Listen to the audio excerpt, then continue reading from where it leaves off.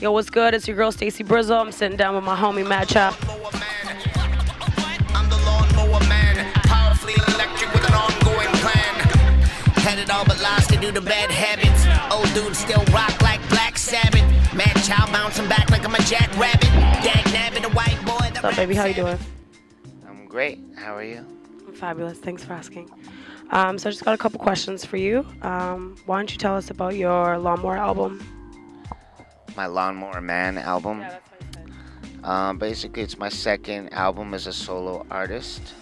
Dope Sick being the first.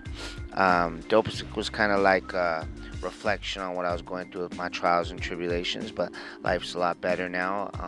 I'm in a much better place, and my work ethic is back in sort of full effect, and I'm touring, doing 180 shows a year in the studio full time, and things are just great. I'm really thankful. So Lawnmower Man is more like just a celebration of life. I made this album in a lot shorter time period than it took to make Dope Sick, but I'm really proud of it. I think the ferociousness of my lyrics are still on point, and I enjoy the songs probably even better than my first album.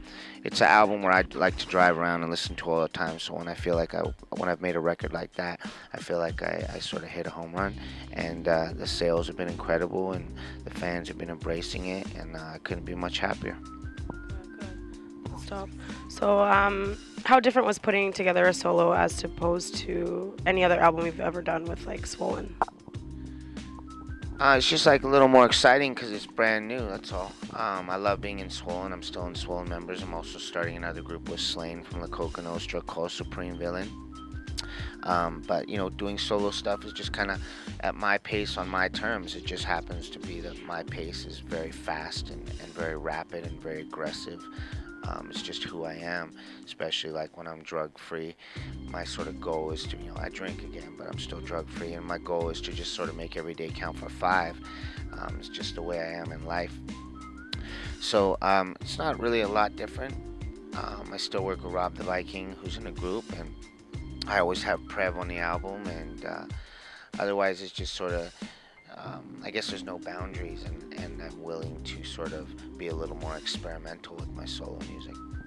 Awesome. So I guess we want to know what MADCHILD is doing to give back to the community.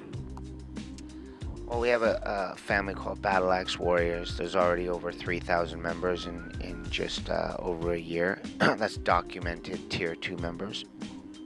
A lot of our Battle Axe Warriors will do have barbecues and do little charity events and give money for charities, and one of the main things I want to focus on is things for pit bulls and for dogs and rescue animals, and get them into proper homes with good loving families.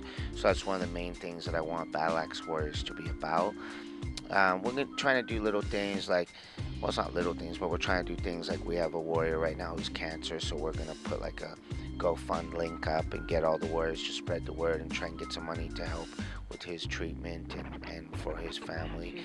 And just things like that. If I can do charity events, I do. I don't do them all the time, that's for sure, but I also do, I've spoken at 5 or 6 schools and youth groups about drug addiction and gang violence, because in my life I sort of went down the wrong path for quite a while, and I'm on a better path now. So I hope to do more things where I get to talk to kids about, don't fuck with drugs, because it's no happy ending to substance abuse. It's as simple as that.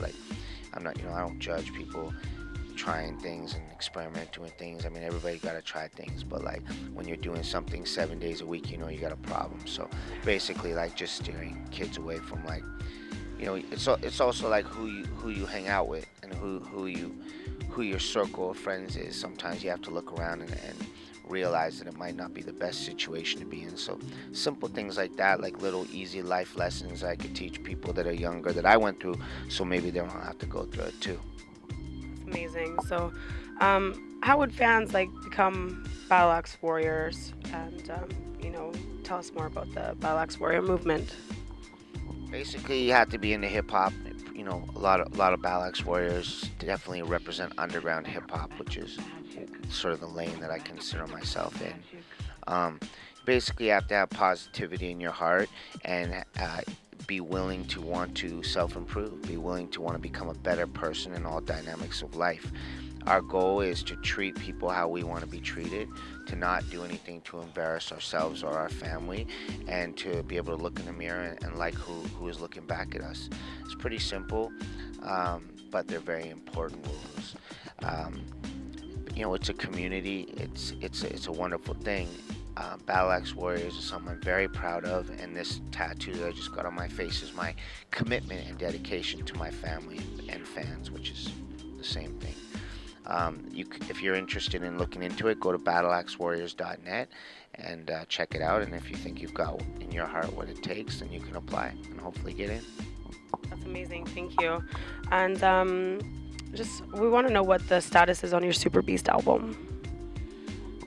Next album will be a Swollen Members record because we got to sort of split things up.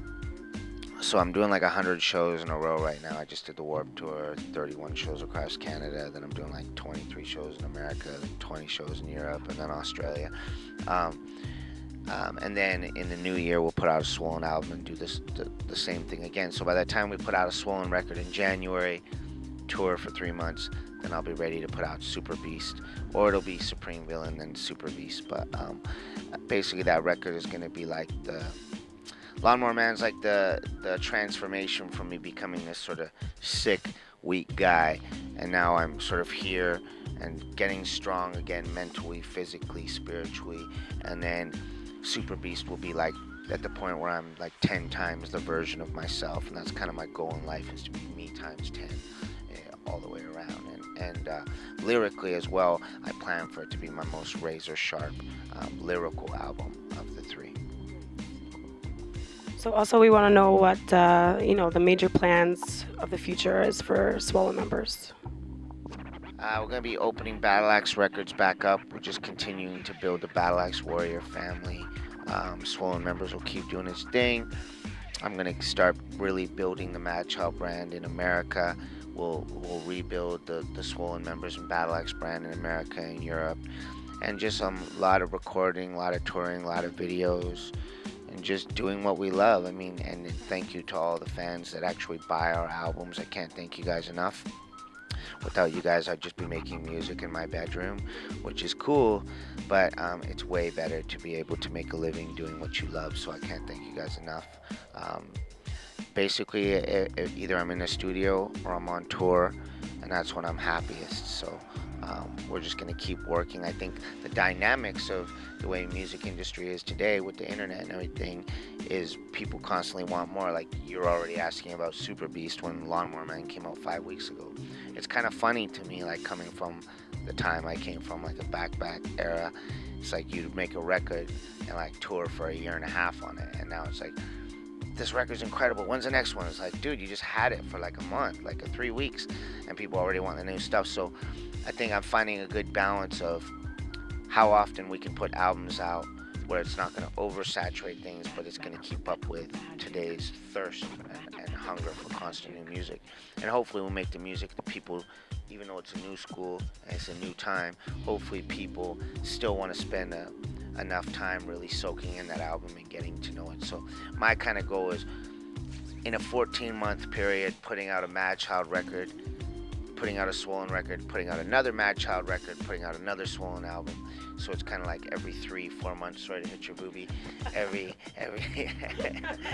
3 to 4 months putting out a record and then touring and keeping it going like that. So how can your fans, stay in touch with you and connect with you more? They can follow me on Twitter at MADCHILD57, or I just started Instagram, MADCHILD_BAXWAR, BAXWAR. My ex-girlfriend does Facebook and stuff, so she kind of handles that, but I am going to learn how to do Facebook. I've actually never been on Facebook, but I have a Facebook page. I think it does pretty good. But yeah, I am on Twitter, and I am on Instagram, and I think I'm on it a fair amount, so we can keep in touch there. Awesome. I want to thank you so much. Stacee Brizzle with MADCHILD. Peace Magazine, baby.